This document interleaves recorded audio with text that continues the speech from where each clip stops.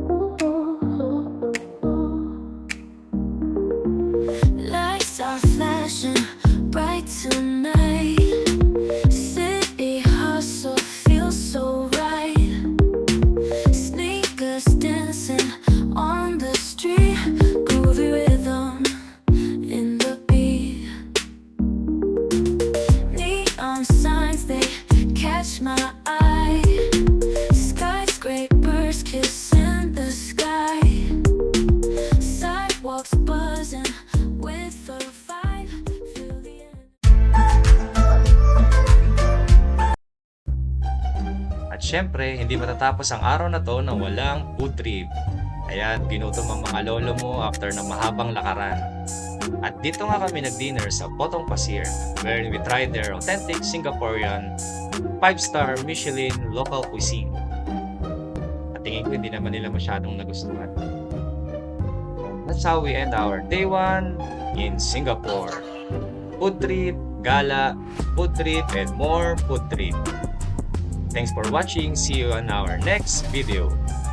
Ciao!